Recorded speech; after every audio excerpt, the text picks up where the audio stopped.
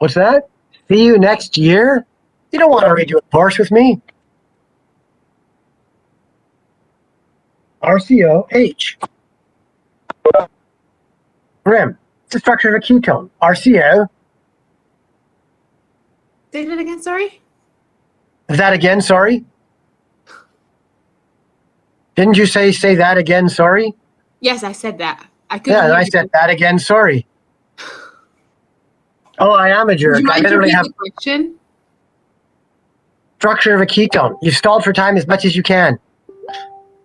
How about Ketone? RCO something? Oh, H? And I was going to give away a free pony or a unicorn. Oh, well, too bad. I think we're all here. So why don't we get started? As I said, I am going to explain in a very short order how a quality system functions, what it is, and not waste 4 months, just explain it.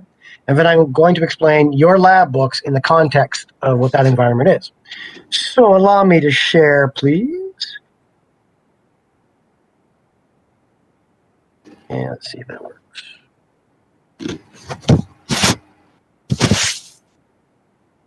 Now, I'm assuming you all took quality systems, right? Maybe? Can't remember? Flush the hard drive? Ronnie, did you just flush the hard drive when you were finished? That's what I did, and then they made me teach organic. So here's how it works. Quality system is a way of organizing a business, a company, etc. A quality system is a series of instructions and rules that tells you how to do things, what's included, who does what, and how to record your results of your activities. It is a way of doing things that allows for complete traceability. The quality manual, the QM, is a document that describes what we're going to do, who is responsible, what areas are going to be included, and how do we intend to record our information. But the quality manual describes sort of the vision for behaviors in an organization, how you're going to do things. And then you have a whole series of separate work instructions or standard operating procedures that tell you how to do things. The quality manual might say it's the job of so-and-so to do this, but the instructions to use a pH meter would be SOP-PH1. It's instructions for that device. So you have different levels of information. But overall, the quality manual describes everything you will do in that organization, who is responsible, how it's going to occur, how you're going to record data. There's other subsections. Are you going to do internal audits? Are you going to check equipment? But again, I'm not going to do the whole course again for you, just to give you context. Does this line up with what you talked about in your quality course? Okay.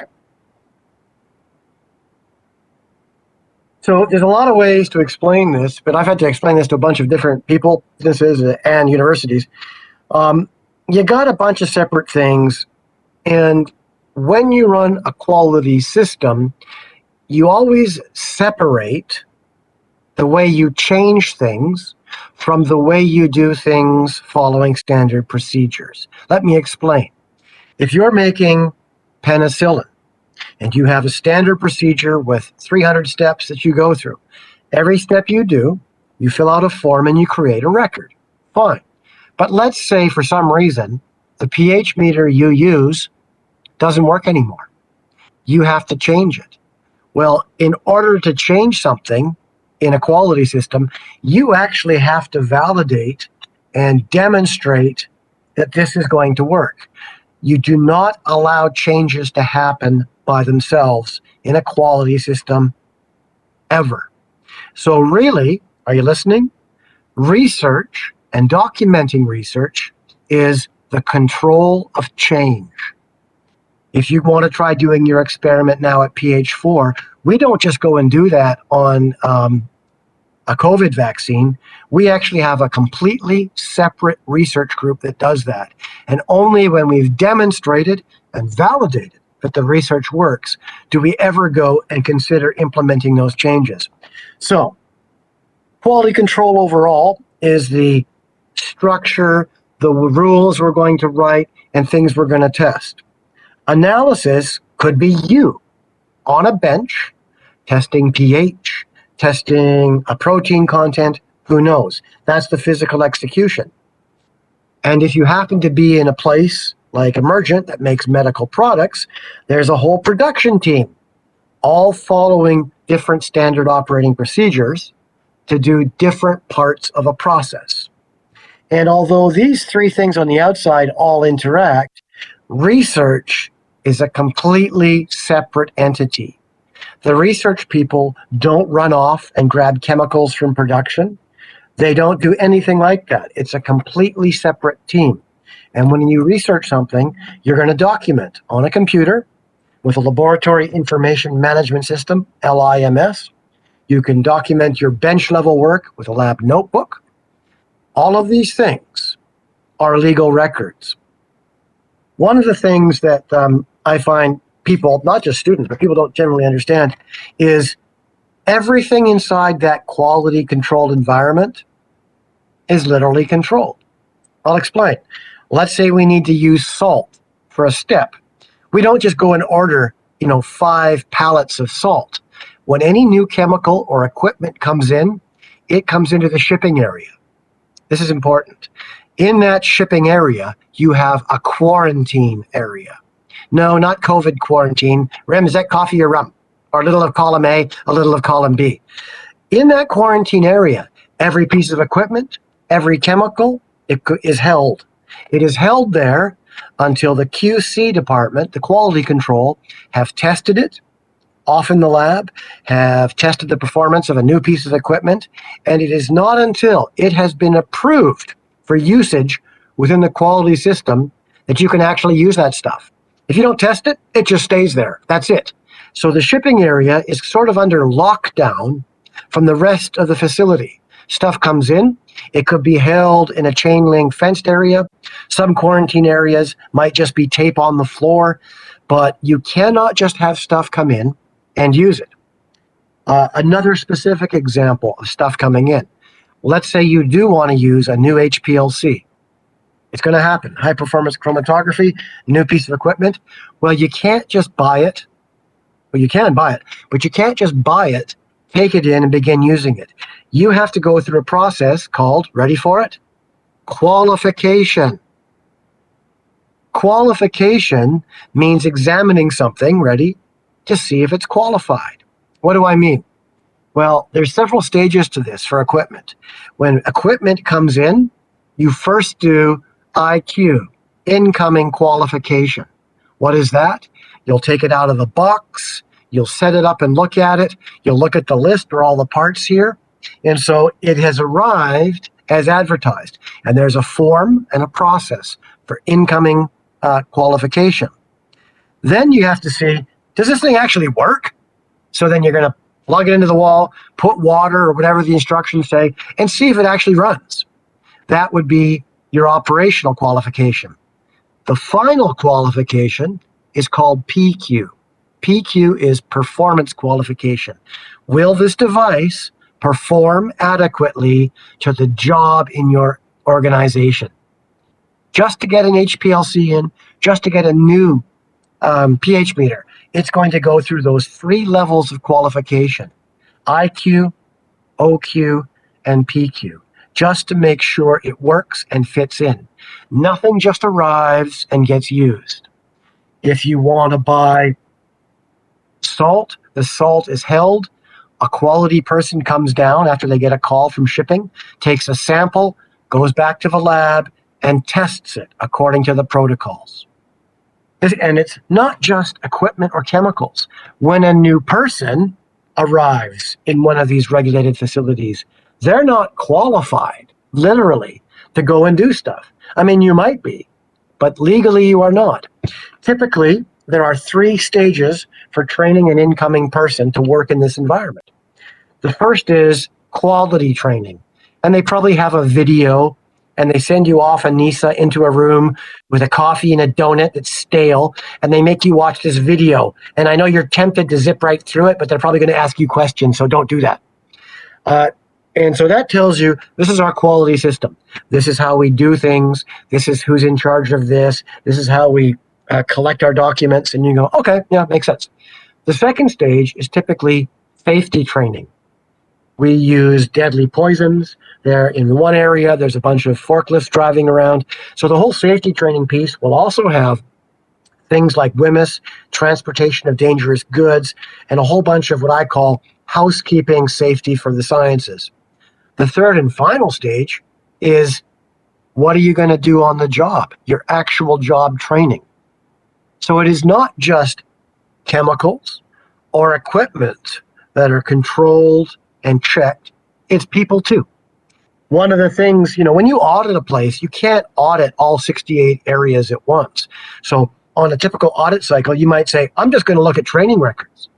Oh, Dr. Pack, I see you're running gas chromatography. They will have several people dedicated to nothing but collecting records and maintaining them usually in a locked room so that you can demonstrate anything to anyone, anytime. If you're making that penicillin, every step of the process will create a record. It could be a lab notebook. It could be a file on a computer, an electronic record, or it could be a paper form. Every paper form, etc., you take goes into a sealed book. That is your batch record or process record. Say buffer that you've made, it will have a lot number. That lot number is to allow me or you to go back and check every stage of production for something. The lot numbers on the chemicals you've seen in the lab are telling you how to find every single piece of information associated with that particular bottle that you're using. So all that stuff is really linked together. Did you guys talk about this in your QC? Yes, no? Can't remember? Why are we talking QC? I thought I'd escaped. Haha, there's no escape for anyone. All right, you're okay? Questions or thoughts? The quality system, documents you make, has two jobs. It is to do whatever you do absolutely consistently, and you can prove it. That is, it's predictable, it's consistent. You could write up a quality manual that says you're going to make really bad stuff consistently. That's perfectly acceptable. The quality system does not say you're making good stuff that saves humanity, cures cancer, or is fun to eat. It says you're doing it consistently and can prove it. That's the one thing. People say, oh, it's got a quality system. And then I go, well, what does it say it's going to do? Could you guys, since you're all experts, differentiate between the functions for good manufacturing processes and ISO? Rim, you're giving me that look again. You're giving me that, uh-oh, look. It's almost like I asked you a chemical structure again. So the difference between the good manufacturing practice and the ISO.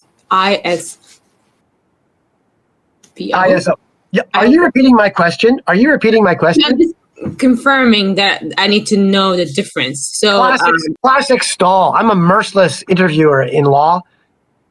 They hire me in as professional witness for the prosecution. It's quite horrible. Let me help. They're both systems that ensure quality. Good manufacturing practices and good laboratory practices are largely an American-dictated system. They're worldwide now, but they're based on an American system and structure. ISO was developed in Switzerland. It's the International Organization for Standardization. Now, I'll let you get that down.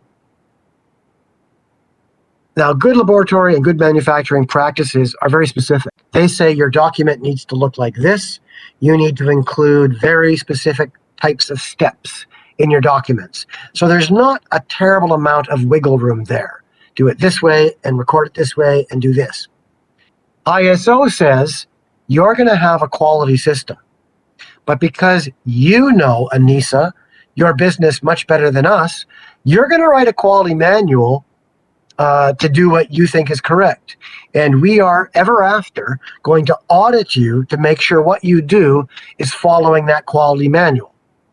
There are certain document requirements, but they allow much more flexibility because not everything fits this sort of, proto-American model. It just doesn't. For my money, having audited both, I much prefer the ISO just because you can really set it up for different organizations and a very good thing. There's also legal differences. One of the things people don't realize for good manufacturing processes, it says, we suggest you have your product tested by certified labs.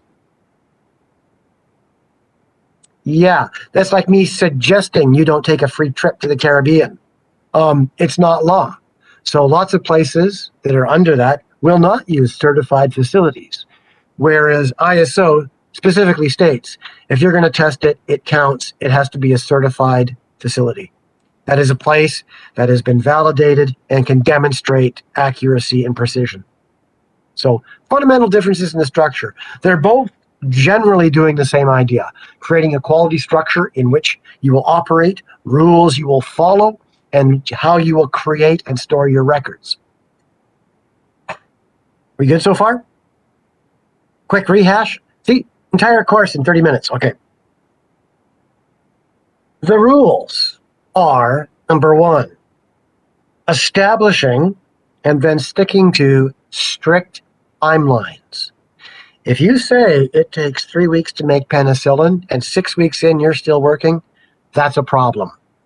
There are two fundamental kinds of problems that occur. And when something doesn't agree, you call it write this down, NC, non-conformance. If it doesn't match the instructions you're supposed to do, it's a non-conformance, NC.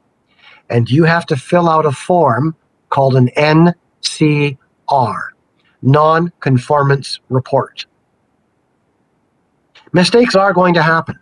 Sometimes, H2, you're going to do analysis and there's going to be an outlier. Is it a non-conformance?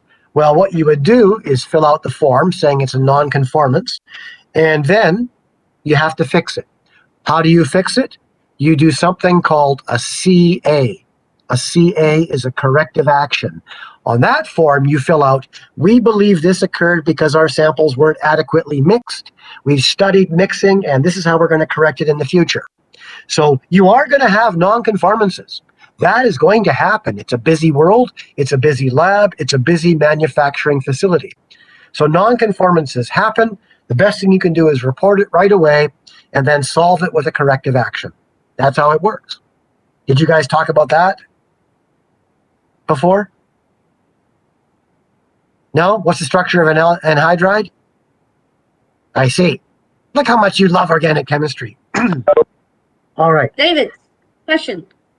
I can't hear you. Your mic on. Sorry. Okay. So, question. So, can a facility have both the ISO and the GMP, GLP? Well, they overlap. Usually you're registered for one or the other. You mean you could be ISO and meet GLP standards for sure. I'm not sure if it works entirely the other way. Usually people like to advertise they're ISO certified. And what's more common in Canada? It depends entirely on the business. If you're going to sell, who's your customer? Right? You want to sell stuff that your customer is comfortable with. My company was extremely ISO, but we also made sure everything followed GLPs because we sold internationally, and the US is right there as a big customer. However, the ISO was essential for Asia and Europe. So you're covering off sort of both of them. Two major jobs you have to record in a lab notebook or on your computer is the quality of incoming materials. When stuff comes in, before you use it, it's held in quarantine. Someone's going to have to take it and test it and sign off on it. And then when you make something like penicillin or a drug or maybe delicious single malt scotch, someone has to sign off on it saying it met the written quality standards. So testing things that come in, testing things all throughout a process at different sampling points, and testing the final product are all jobs of the quality control team. And you might just be doing one very small piece of that, right? There's 300 steps. You can't do them all every day. The one piece, no matter what area you work in, whether it's the shipping department, the quality assurance, the research, the production team, everybody is trying to be traceable and create records that demonstrate you are following the procedures. You may be following the procedures. If you cannot prove it with documentation, it never happened. And they are more than strict about this. They are not joking. They are not kidding. They mean it. They mean it the first time and every time. So it's great to say you calibrated that pH meter. Show me. Show me the buffer you used wasn't expired in 2016 on April 4th. Well, if everything's in a binder by year for each piece of equipment, it's easy to do. And basically the way the quality systems work, every time you do something, you're following an instruction and you're writing it down. You're either writing it down in a lab notebook or onto an electronic file or often onto a paper form. All of those are retained. All of those are legal documents. I've had students go and work for the RCMP forensics, and they've had to repeatedly testify in court and bring their lab book. For the longest time, the lawyers for the defense would simply go in and shred the lab people, saying you can't prove chain of custody, you can't show nobody messed with that. So much of our documentation, our controls are to make sure that when we say it, we can prove it. They're not kidding. Just to give you an aside note, how serious is this? One of my very good friends for years ran the RCMP forensics lab here in Winnipeg. It's now been moved, was split to Calgary and into British Columbia. A lot of people like forensics. Are any of you interested in forensics? No? Well, just to give you an idea what goes on, there was a tsunami in Indonesia, maybe it was 15 years ago. It killed some 30,000 people. Canada was asked to send a DNA sequencing expert